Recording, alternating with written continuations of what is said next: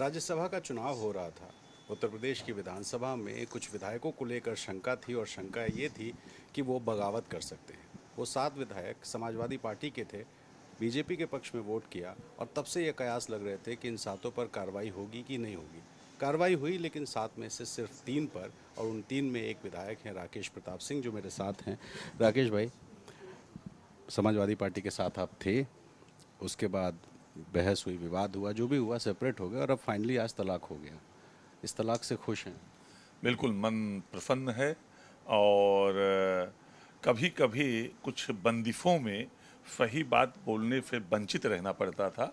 खुल के बोला जाएगा और जो सही है उसको सही, जो गलत है गलत कहने का जो पहले से था, मन में रहता था और बोल भी कभी कभी जाता था। अब हमेशा बोलता रहूँगा। बोल तो आप पिछले 1 डेढ़ साल से रहे ही थे। नहीं, कुछ बंदिशें थी जो, और बहुत सी चीज़ें थी जो नहीं बोल पाता था। अब वो भी बोलूँगा।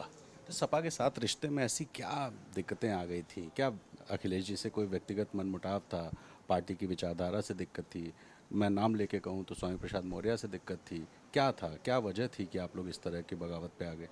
देखिए, मैं दो शब्दों में अगर कहूँ तो लोहिया जी को थोड़ा मैंने पढ़ा था और नेताजी को पूरा मैंने सुना था और अखिलेश जी के ऊर्जावान पे भरोसा किया था। इसलिए अमेठी में था, कांग्रेस की राजनीति करता था, बड़े नेताओं के टच में रहता था। उसके बाद भी समाजवादी पार्टी में आके काम करना उचित समझा, संगठन का काम किया, फिर विधायक बना। बीच में 2022 के चुनाव के 1-2 महीने पहले से वहाँ समाजवाद खत्म होता गया और पेरियारवाद हावी होता गया। तो पेरियार को तो पढ़ के मैं आया नहीं था, तो इसलिए पेरियारवाद को बर्दाश्त नहीं कर पाया और चुनाव के चंद दिन बाद ही रामचरितमानस फड़वाना, जलवाना, भगवान राम को गाली देना, देवी देवताओं पर अभद्र टिप्पणी करना, सनातन हिंदू धर्म को कैंसर, एड्स, मलेरिया बताना शुरू किया लोगों ने। और इसके लिए राष्ट्रीय अध्यक्ष जी से मैंने कई बार अनुरोध किया कि इस पर विराम लगाइए। करोड़ों करोड़ ऐसे लोग हैं जो सनातनी हिंदू धर्म है, भगवान राम, देवी देवताओं को मानते हैं, लेकिन समाजवादी हैं, आप में भरोसा और विश्वास करते हैं। तो इस पर स्पष्टीकरण मांगे और इस पर, लेकिन इस पर कभी कोई विराम लगा। तो मुझे खुल के गौरीगंज में, आप लोगों ने देखा होगा और उस पर बहुत डिबेट भी हुआ था कि मैंने फिर मंच पर खड़े होकर 4-6 हज़ार लोगों के बीच में कहा कि अब राजनीति रहे ना रहे, टिकट रहे ना रहे, विधायक रहूं ना रहूं, लेकिन ऐसे विक्षिप्त प्राणियों का विरोध करूंगा जो राष्ट्र विरोधी है और राम विरोधी है। इतना आरोप लगाए, सब तो स्वामी जी पर आप लगाते थे। स्वामी जी को तो सपा ने बाहर कर दिया था। नहीं, सपा ने बाहर नहीं किया। आप थोड़ा सा अपनी जानकारी को ठीक करिए।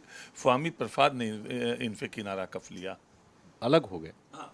तो अ, अब वो बात बढ़ती गई और फिर आया राज्यसभा का चुनाव। राज्यसभा के चुनाव में भी वही हिटलर शाही, बूथ पे कार्यकर्ता झगड़ा करे, लाठी खाए, जेल जाए, प्रदर्शन करे, कलेक्ट्रेट घूमे, थाना थाना घेरे, अपने सुख सुविधा का परित्याग करे और राज्यसभा बने।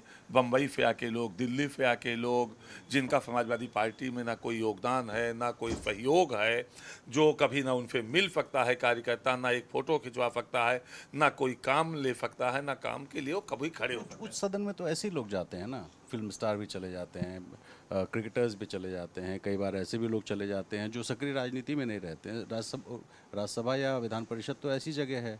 नहीं, रणबीर जी, मैं आपको बताऊं, ये एक कोटा है जो महामहिम राष्ट्रपति द्वारा या राज्यपाल द्वारा मनोनीत किए जाते हैं, उसके लिए कोटे फिक्स हैं। लेकिन जो विधायकों द्वारा निर्वाचित किए जाते हैं उनके लिए ये कोटे नहीं है। स्पोर्ट्स से विचारक, इस तरह के लोगों को भेजना, मनोनीत करना होता है, एक प्रस्ताव जाता है। वो जया बच्चन जी को लेकर। हाँ, 5 बार राज्यसभा, हमको लगता है 5 बार उनको पार्टी ने राज्यसभा भेजा। एक वोट वो बढ़ा नहीं सकती हैं और एक कार्यकर्ता के साथ वो फोटो भी नहीं खिंचवा सकती हैं। कपिल सिब्बल को राज्यसभा भेजने का उद्देश्य समझ में नहीं आया कि किसी अगर विधायक को या पार्टी कार्यकर्ता को जरूरत पड़ जाए तो डबल फीस बिना किए उसकी बहस वो नहीं कर सकते हैं। मुकदमा लड़ रहे थे ना किसका? सपा के नेता का। किस नेता का? तो आजम खान साहब के लिए राज्यसभा दे देंगे। आजम साहब के लिए 10 लाख फीस हम लोगों को चंदा लेके और दे देते, कार्यकर्ता को राज्यसभा दे देते। भाई, उनकी फीस है ना, वो पैसे के आदमी हैं, वो पॉलिटिकल पद के आदमी नहीं है। पॉलिटिकल पद कार्यकर्ता को देते और 10 लाख उनको फीस बढ़ा के दे देते। कपिल सिब्बल को आपने भेज दिया, आपने जयंत चौधरी को भेज दिया। और हद तो तब हो गई, जो कभी समाजवादी पार्टी का झंडा भी नहीं पकड़ा था, आलोक रंजन को आपने प्रत्याशी बना दिया। आखिर क्यों? तो मुझे लगा कि जो पुराना राष्ट्रीय कोषाध्यक्ष जिसको आपने बनाया था उसको हम न क्यों वोट दे दें। आप ही का राष्ट्रीय कोषाध्यक्ष थे संजय सेठ जी, समाजवादी पार्टी में थे वो, आपने ही उनको राज्यसभा भेजा था। तो आलोक रंजन और संजय सेठ में जब तुलना करना हुआ तो मुझे संजय सेठ आलोक रंजन से बेहतर दिखे। जैसे ज़्यादा समाजवादी दिखे। हाँ, मुझे ज़्यादा समाजवादी संजय सेठ दिखे। अब ये बताइए, खुल के तो आप बीजेपी के साथ आ गए हैं, अब आप टेक्निकली आप निर्दलीय विधायक हैं, ये निर्दलीय का स्टेटस जो है 2027 तक रहेगा या उससे पहले आपका स्टेटस बदल जाएगा? अभी तय करेंगे, ये अभी परिवार के साथ गौरीगंज के कुछ तो तय हो चुका, फोटो वोटो देख के तय समझ। करेंगे। फोटो चलती रहती है। फोटो तो देखो, फोटो पे राजनीति नहीं हो सकती। मैं जब भी मुख्यमंत्री जी से तो आप कह रहे हैं फोटो नहीं खिंचवाती हैं जया बच्चन। नहीं, मैं राजनीति की बात किया, मैं राजनीति की बात कर रहा हूँ, प्रधानमंत्री मुख्यमंत्री की। जया बच्चन नेता नहीं है और जया बच्चन सेलिब्रिटी है और कार्यकर्ता चाहता है सेलिब्रिटी के साथ एक आध फोटो हो जाए।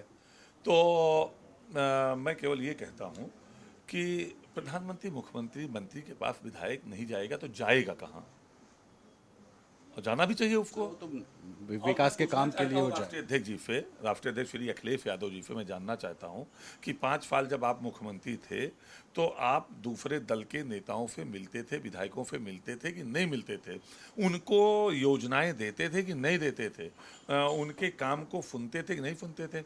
और खुद करो तो ये और दूसरा करे तो वो, ये कैसे संभव है? इतना आचरण आप लोग का कैसे खराब हो गया कि आप लोग की अवधि जो है ख़त्म हो गई, कुछ जो बाकी हैं उनकी अवधि अभी आचरण ठीक है, ये आचरण में क्या है विवाद?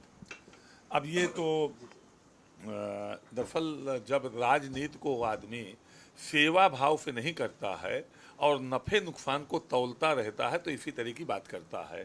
तो मैं केवल ये कहूँगा कि ये वाला मामला तो है नहीं ना, क्योंकि राकेश पांडे जी भी हैं, विनोद चतुर्वेदी जी भी हैं, तो वो भी सवर्ण समाज से आते हैं, आप लोग भी जो तीनों पे कार्रवाई हुई है वो भी आते हैं, तो यहाँ तो पीडीए का मसला नहीं है, लेकिन ये आचरण वाला मामला कहाँ से आ गया? देखिए, मुझे लगता है कि पीडीए तो कहीं है नहीं, और पीडीए के लिए अगर कोई काम कर रहा है तो वर्तमान सरकार कर रही। इसको मैं इसलिए कह सकता हूँ कि जब मैं सदन में बैठता हूँ तो मैं देखता हूँ कि वहाँ बेबी रानी मौर्य भी बैठी हैं, वहाँ धर्मपाल जी भी बैठे हैं, वहाँ संजय सेठ भी, वो संजय निषाद भी बैठे हैं, अनिल राजभर, ओम प्रकाश राजभर, अनिल जैसे मतलब विभिन्न वर्ग और जाति के मंत्री पहली कुर्सी पे बैठते हैं।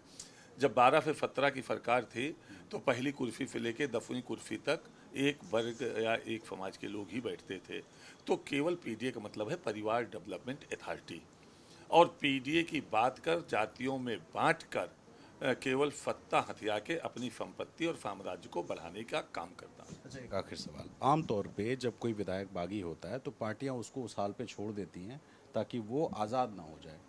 सपा ने आपको आज़ाद कर दिया, तो इस आज़ादी के बाद अभी भी लगभग 1.25 साल का समय बचा हुआ है बीजेपी में जाने का। मैं खुल के बीजेपी का नाम ले रहा हूँ क्योंकि आप पक्ष में दिखाई देते हैं।